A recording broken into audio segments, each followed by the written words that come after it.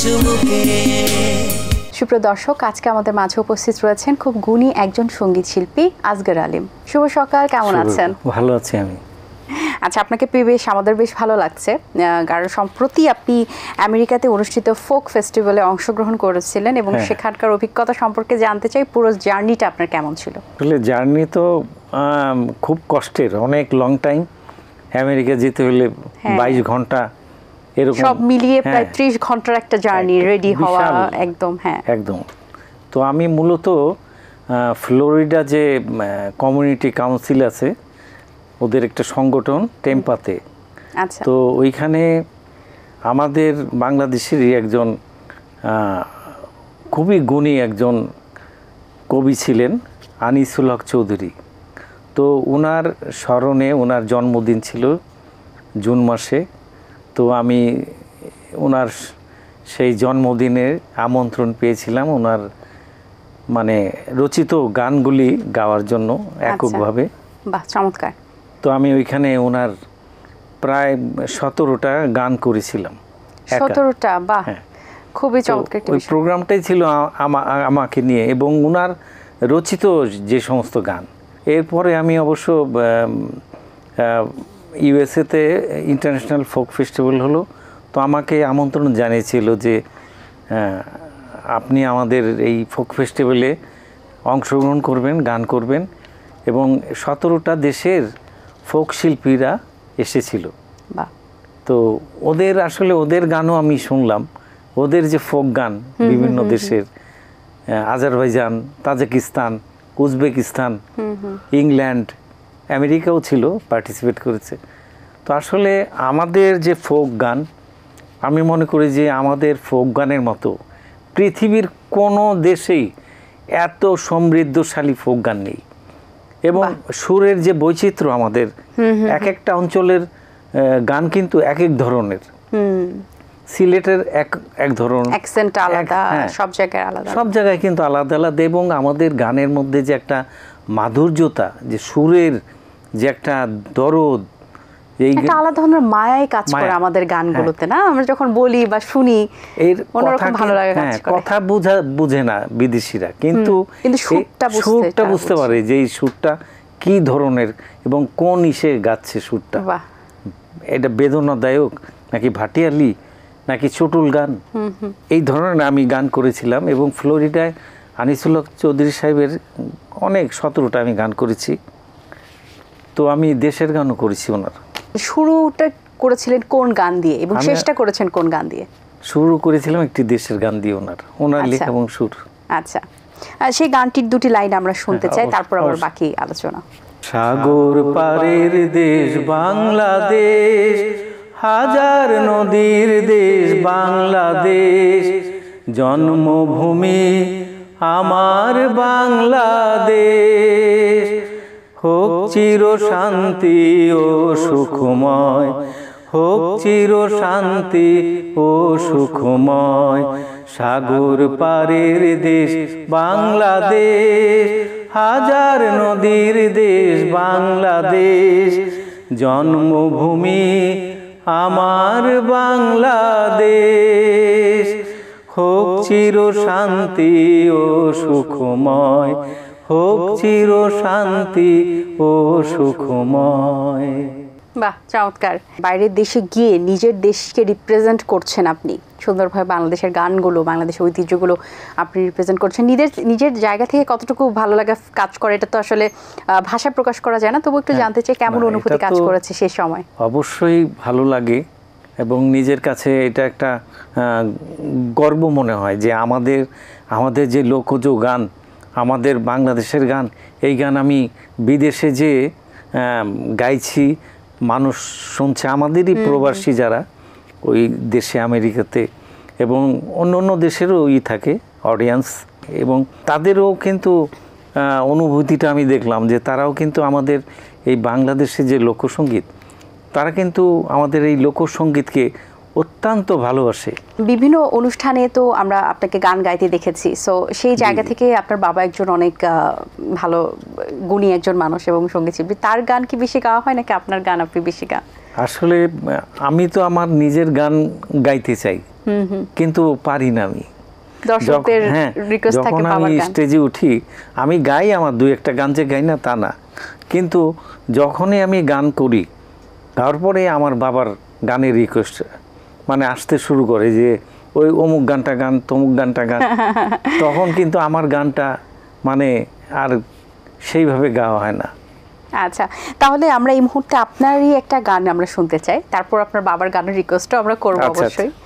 কোন গানটি শোনাবেন? আচ্ছা, আমি একটা পল্লী গানই গাচ্ছি। আমার বাড়ি যাইও রে বন্ধু, আমার গায়ে যাইও, আমার বাড়ি যাইও রে বন্ধু, আমার গায়ে যাইও।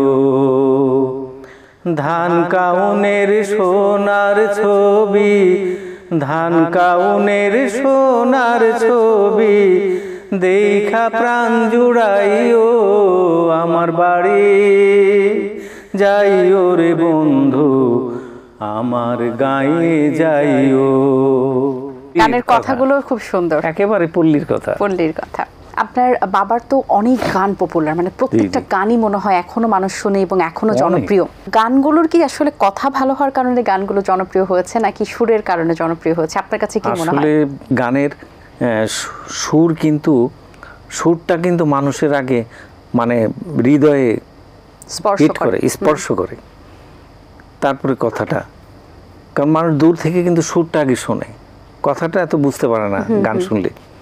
কিন্তু আমার বাবা যখন গান করতেন তখন উনি কিন্তু গানগুলি বাজতেন বেছে বেছে, কোন গানের কথা ভালো এবং যারা সুর করতেন কোন সুরটা, উনি কিন্তু সুর খুব করতেন, মানে যখন হ্যাঁ উনি নিজে যখন সুরকার দিয়ে গান করাতেন তখন উনি কিন্তু নিজে আবার ওই সুর অ্যাড করে দিতেন। হ্যাঁ, উনি দেখলো যে এই সুরটা আমার কাছে ভালো লাগতেছে না, উনি তখন নিজে একটু করতেন, ওই জায়গায় একটু মশলা লাগাতেন আর কি, ভালো হওয়ার জন্য। গুণী শিল্পীদের আসলে যা হয় যে আরেকটু যদি একটু ঘুরিয়ে দেন আর খুব সুন্দর লাগে, এবং আসলেও সেটা সুন্দর হয়।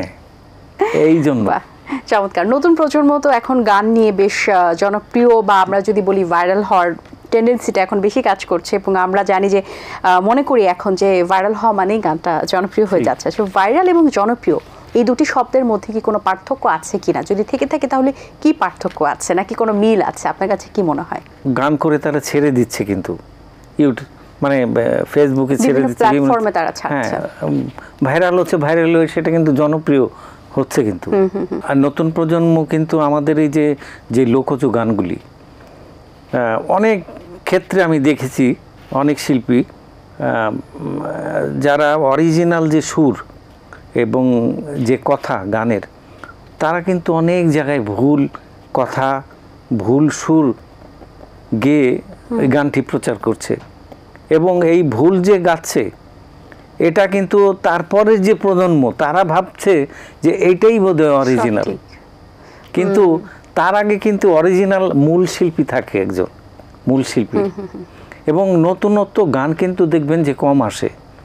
যারা লিজেন্ড ছিলেন, যারা কিংবদন্তি আমাদের দেশের, যারা বড় বড় শিল্পী, আধুনিক বলেন পল্লীগীতি বলেন, তাদের গানেই কিন্তু নতুন প্রজন্ম নতুন করে রিমেক করছে, হ্যাঁ রিমিক্স কভার করছে, নতুন আসলে মিউজিক অ্যাড করে।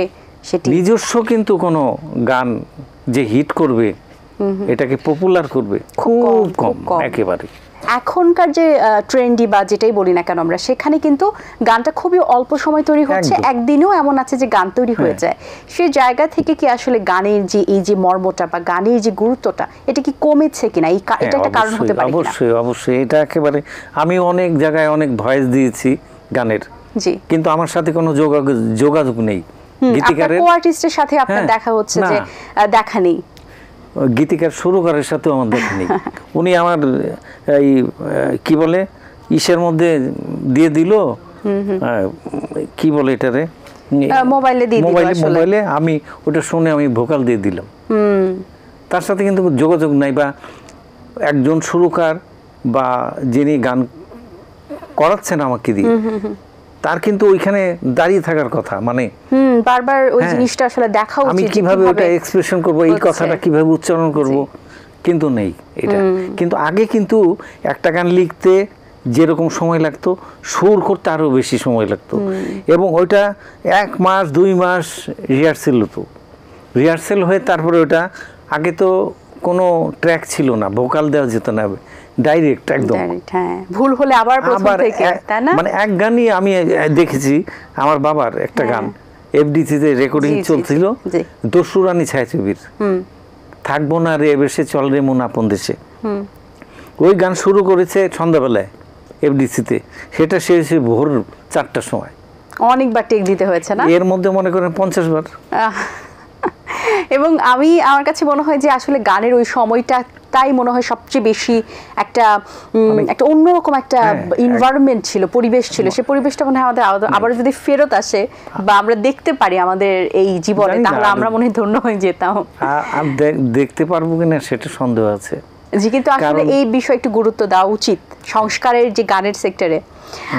অনেক আলোচনা হলো, যাবার আগে যেহেতু আমাদের সময় প্রায় শেষ, সো যাবার আগে আপনার বাবার একটি গান আমরা শুনতে চাই। কোন গানটি আমাদের শোনাবেন? ঠিক আছে, আমি শোনাচ্ছি। আমার বাবারই একটি জনপ্রিয় গান শোনাচ্ছি। জি।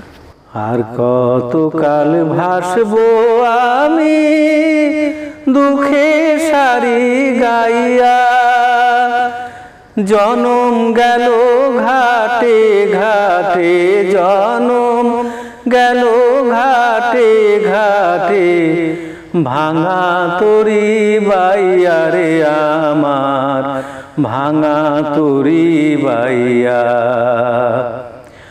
আর কতকাল ভাসবো আমি দুঃখে সারি গাইয়া, পরের বোঝা বইয়া বইয়া, নৌকার গোলই গেছে খইয়া রে, আমার নিজের বোঝাকে বলিবে রে,